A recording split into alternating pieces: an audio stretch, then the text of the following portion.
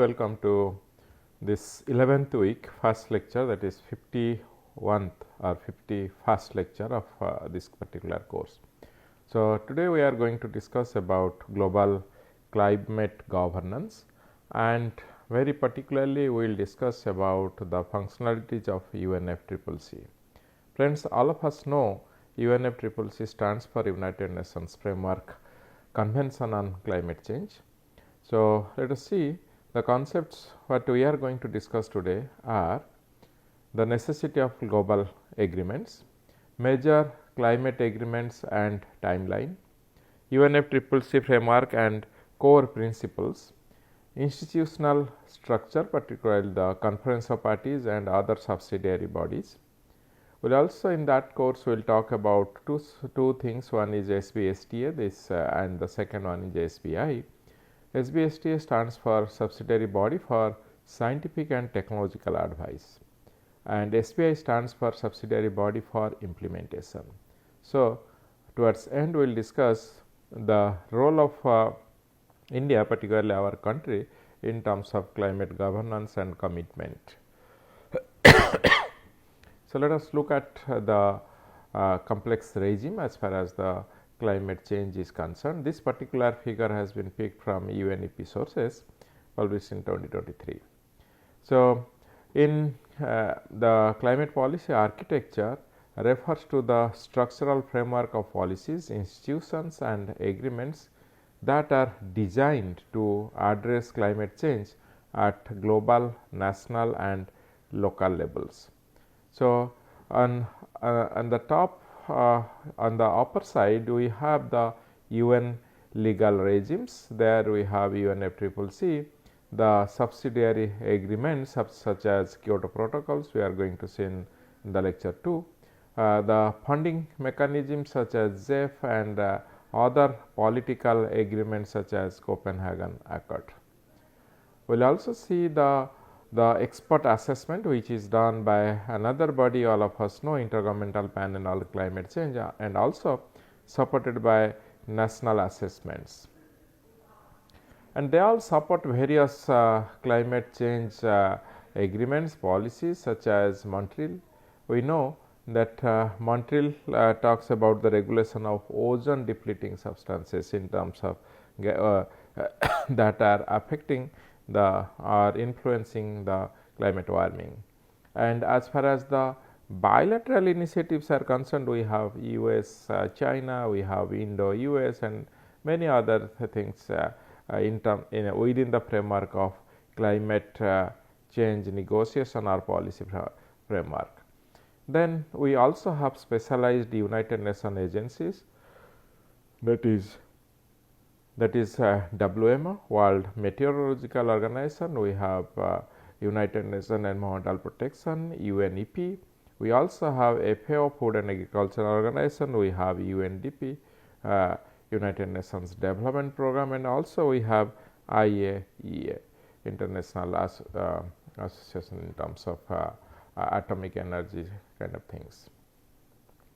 Then we have unilateral action as far as California industry ruled on offsets, rules on offset. We also have various clubs, the clubs such as MEF, APP, G20, G8 plus, now G8 plus 5, so all these things. And also apart from that, we have already discussed about several multilateral development banks, MDBs. So, as we know, World Bank, the forestry and adaptation funds, all this they fall under MDB, multilateral development banks. So, financial market regulation, nuclear supplier groups, we have IPR, BITs and other investment regulations that affect incentives that are affecting incentives to deploy new technology, and also broader tariff measures.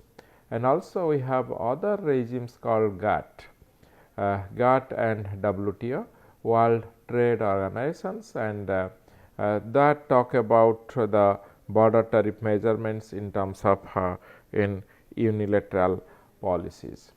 So, these are the climate architecture, or you say the complex regime as far as that involves the climate change architecture. So, all these agreements they set they do set several common goals. They also come out with legal frameworks.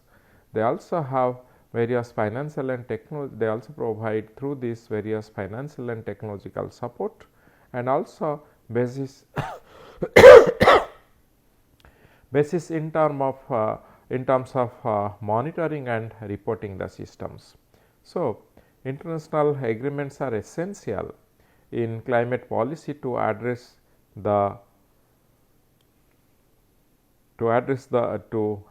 regarding the atmosphere. They impose emission constraints for each member state and also create opportunities for technology cooperation, capital flows and trading markets. Next, let us see, we have the sequence of events as far as this climate change policy architecture is concerned.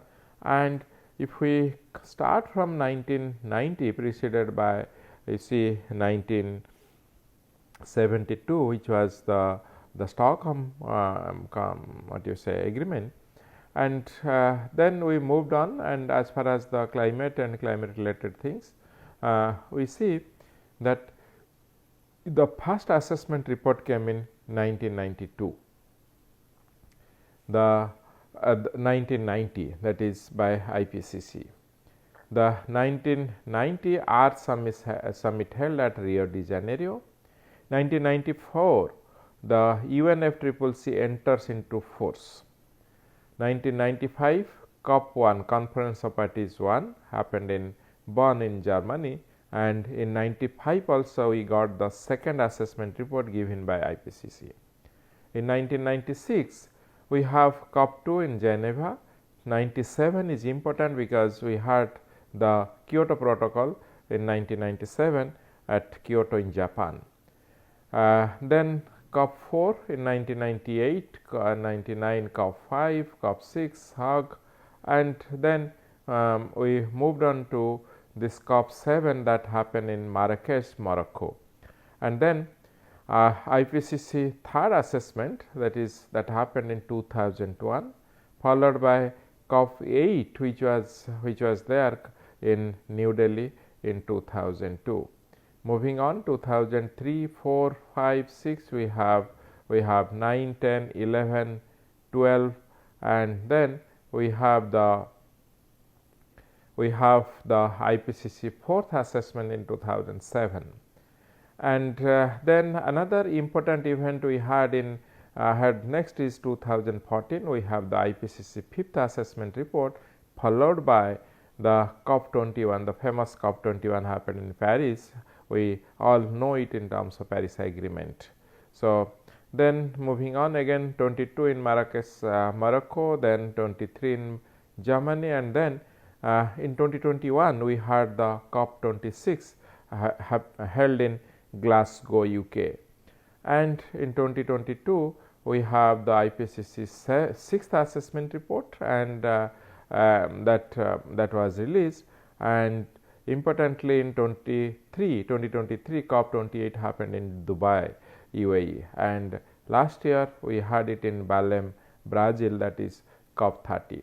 And on the upper corner of right hand side, we can see the important events happened in 1992, the Earth Summit, then 1995, 97 the Kyoto Protocol, 98 we have the provisions in the protocols Kyoto Protocol have been made ready and executed, and then 2009, 10 and the Cancun, and 2012 at Doha, and then moving on to 15 Paris Agreement, 21 Glasgow, 23 Dubai, and 24 we have in Baku, Azerbaijan. So these are the sequence of events as far as the UNFCCC is concerned. Now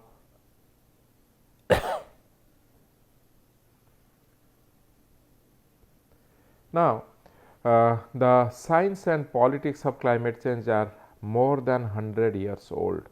Toronto Conference on the on the changing atmosphere in terms of implications for global security in 1988, the UNCED, United Nations Conference on Human Environment and Human Environment, held in 1972. So, these are all past events. So, as far as the UNFCCC is concerned, it was adopted at the United Conference on Environment Development in Rio de Janeiro in 1992.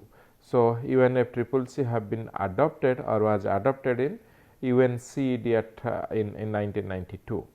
Now, this UNFCCC, United Nations Framework Convention on Climate Change, it has an international treaty to address challenges of climate change. So, that time 192 countries have ratified this UNFCCC, and it came into force on 21st March 1994. The convention, as you understand, United Nations Framework Convention, the first C stands for convention and the last two C's stands for climate change. So, this convention recognizes the global shared problem on climate change, provides a framework for discussion, supports first step, that means through several documentation assessment including IPCC, it supports the reporting, assessment and thereby the planning. It helps in establishing the principle of common but differentiated responsibility. So, it is a common, but someone can contribute higher, lower or more, less, and based on what kind of responsibility. So, that is why it establishes the principle of common but differentiated responsibilities. It covers mitigation and adaptation. So, that is an important part of this convention that covers mitigation and adaptation. Now, let us move on to its partners and relations. As far as this is concerned, you can see that the UNFCCC has linkage to several several of its subsidiary bodies. So, UNFCCC sits at the center, shown by a red filled circle, the convention, and we can see the member states. The various tools and mechanisms have been represented with the filled circles in terms of the magenta, the orange filled circles, and the subsidiary bodies, and the working groups are a kind of cyan blue color, and the other export sources are shown in filled green colors.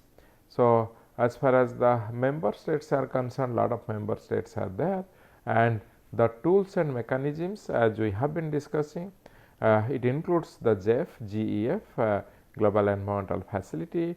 It includes the Clean Development Mechanism, CDF.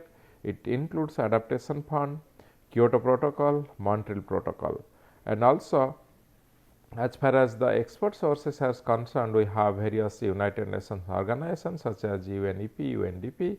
We have various professional groups also attached, including NGOs and private sectors.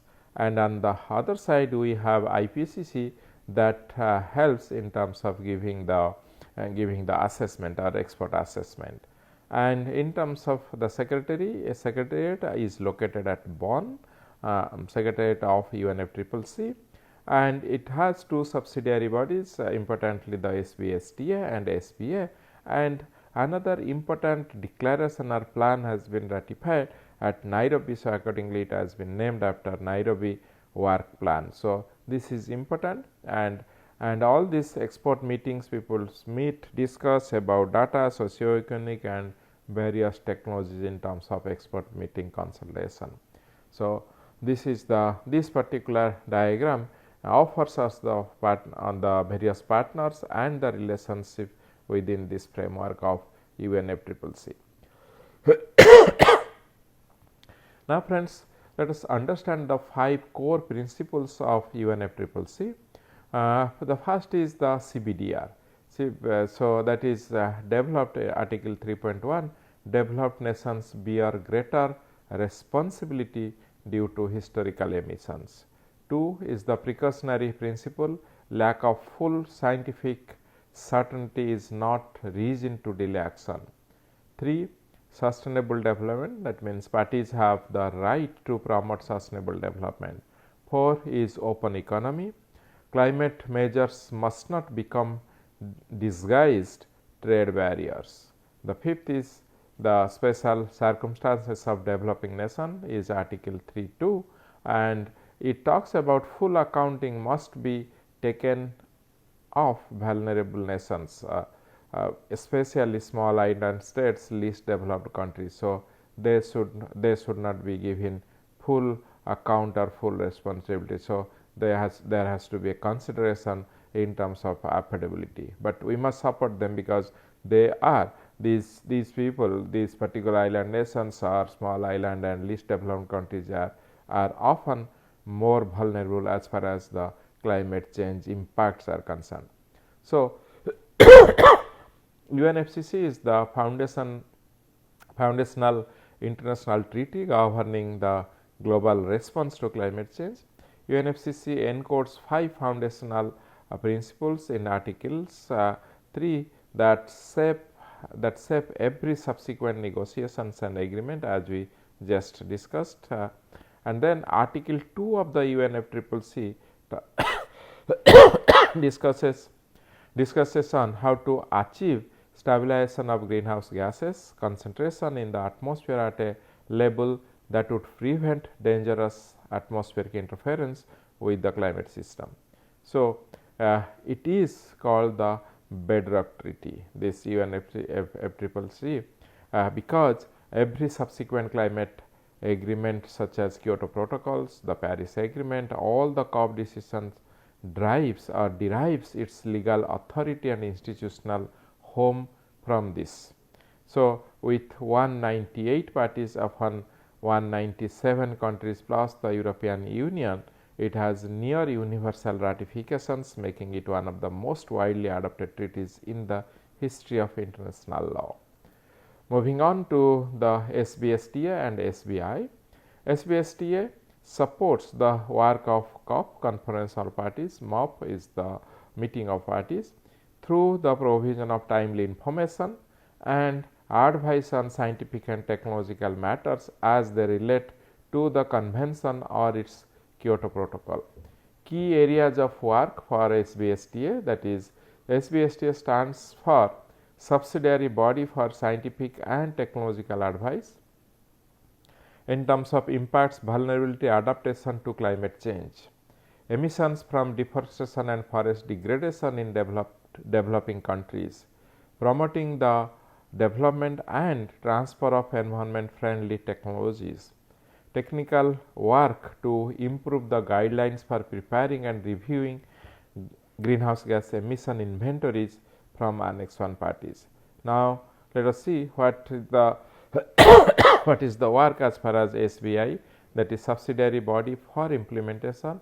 Along with SBSTA, they together work on cross-cutting issues that touch on their areas of expertise. So, these areas of expertise include such as capacity building, vulnerability of developing countries to climate change and response measures, and the Kyoto protocol mechanisms. So, SBI and SBSTA, they meet in parallel at least twice a year.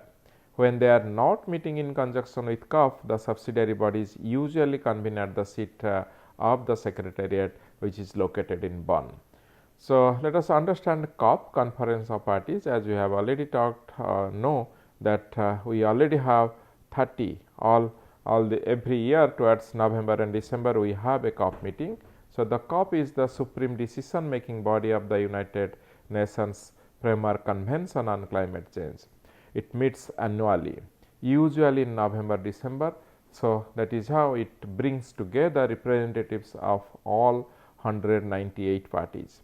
So, moving on, as far as the convention of parties are concerned, supreme body 198 parties, consensus in terms of decisions, and we have annual sessions. So, the Kyoto protocol body CMP, it also includes the SBI and STA, these two subsidiary bodies, and also the Paris Agreement body CMA.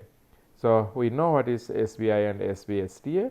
So, this UNFCCC secretariat located at Bonn, Germany supports all bodies and manages the nationally designated contribution registry. They also are responsible to organize the COPs, and it has 500 plus staffs because they run the show from Bonn, Germany. As far as the financial mechanisms are concerned, we have GEF and GCFs. We have technology mechanisms in terms of TEC and CTCNs. As far as the meeting are concerned, it usually meets in November, December every year, bringing together representatives of all 198 parties. So, let us see with respect to the various adaptation mechanisms under UNFCCC. Friends, first is you can see with respect to COP2, COP7 and how this has came up to in terms of the various adaptation mechanisms. So, within this we have 4 important activities: the Nairobi program or work program called sometime it is called Nairobi work plan, NWP is the abbreviation, and other adaptation agreements. National adaptation programs of actions called as NAPs. It has also national communications and also the adaptation fund, that is the 4th one, under which as an example GEF is also one of them. I am sorry.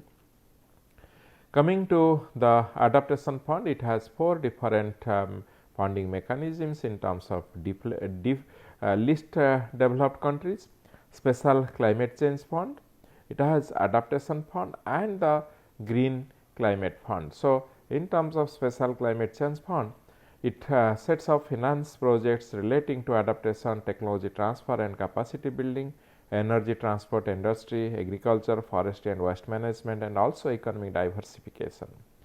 As far as the adaptation fund is concerned, it sets up under the Kyoto Protocol to finance the full cost of adaptation in developing countries that are parties to the Kyoto Protocol. It may be replaced by green climate fund. So, these are the adaptation mechanism as one of the important functionalities under the UNFCCC. Now, let us see India and the UNFCCC. All of us know India has committed to achieve net zero, and India is a key party as to the UNFCCC since 1992 and committed to achieve net zero by 2070. So, that means it has signed the Paris Agreement. India recently submitted its 4th biennial updated report BUR4 on December 30, 2024 that shows a 7.93% reduction in greenhouse gas intensity compared to 2019, while prioritizing sustainable development and climate resilience in vulnerable regions. So, the key elements of India's action include NDC targets, 2022 target, update reduce GWP emission intensity by 45% below 2005 level by 2030 and achieve 50% non-fossil electric power capacity. Life movement, propagating a lifestyle for environment for sustainable living. Recent actions submitted BUR4 in December 2024, highlighting 2020 emissions to the UNFCCC. Vulnerability focus, addressing risks to the Himalayan region, Western Ghats and coastlines. So, look at on the right hand side the photograph of Indian Minister for Environment, Forest and Climate Change at the COP27 summit in Egypt and talking about the announcement on its long-term strategy to transition to a low emission pathway to become carbon neutral by 27. So, we all know India has committed to achieve net zero by end of 2070.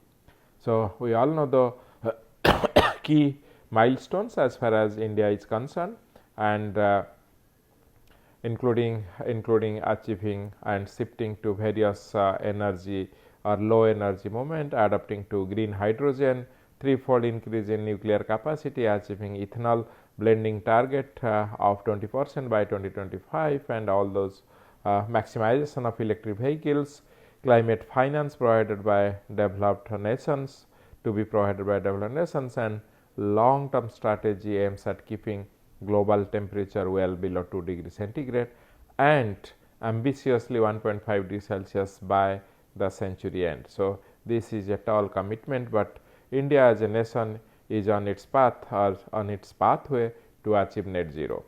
Now, let us move on to to this sequence or important sequence of events once again. So, global action timeline from UNFCCC to COP30. So, 1992 to 2025 we have several of these have been held. So, UNFCCC adopted in 1992. In 1995 COP1 Berlin, 97 we understand Kyoto, and the Kyoto Protocol in terms of this 2008 to 2020 commitment, as you know, COP7 marks that Marquez Accords in terms of CDM clean development mechanism rules have been set. 2005 COP11 and you have CMP1, that means Montreal. So, Kyoto Protocol enters into force in 2005. Moving on to 2009, we have COP15 Copenhagen Accord, where a stock taking has been taken that let us place to arrest the temperature rise below 2 degrees centigrade. And in terms of COP17 at Durban, the platform offers path to 2015 agreements. At the lower side, we have the Paris Agreement era, that means 2020 plus implementation. Look, in 2005 COP21, we have the Paris Agreement adopted that let us place to arrest the temperature rise under 2 degree, or at least try to have it at 1.5 degree. Now, in 2021 COP26 Glasgow, and we all the various nations has taken a place and given their own nation-wise target in terms of how and when they will achieve it. In terms of 28 at Dubai, the first global stock take was happened, transition from fossil fuels has happened, and then 2024 COP29 at Baku, we have lot of discussion that how to address the gap in terms of the finance in term requirement, what is the target and how much is the flow current, how to fill that gap so as to realize the target of Paris Agreement, that means to arrest temperature rise below 2 degrees centigrade. And then 2025, 10 years of Paris, new NDC for 2035 has come up. We discussed about this and how to, and another 10 years goal till 2035 have been set. So iterative 5-year cycles 2015 to 2025 as far as we put it under the 1 decade of Paris Agreement era. Now, moving on to the references. Friends, we have used these references to generate the slides, and for more reading you can refer to these references for details.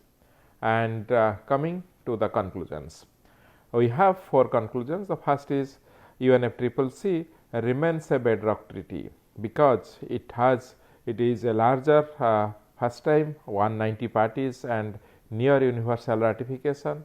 It is a foundational legal instrument from which all subsequent climate agreements including Kyoto Protocol and Paris Agreement were derived, or these 2 agreements including many others derive their authority.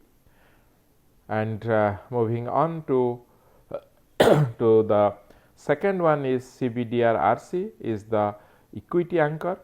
The principle of common but differentiated responsibility ensures that developed nations bear greater financial and technical obligations, while protecting the development rights of poor nations. So, the third is the Conference of Parties.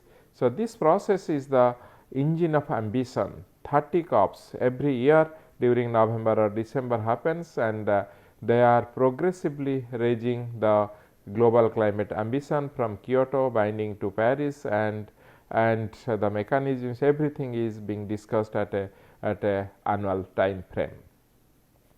The last one is the national policies. They translate global agreements into action. Carbon pricing, renewable energy incentives, energy efficiency standards, and climate resilience planning are the domestic tools that operationalize international commitments at the ground level. Thank you very much for listening to this. Thank you so much.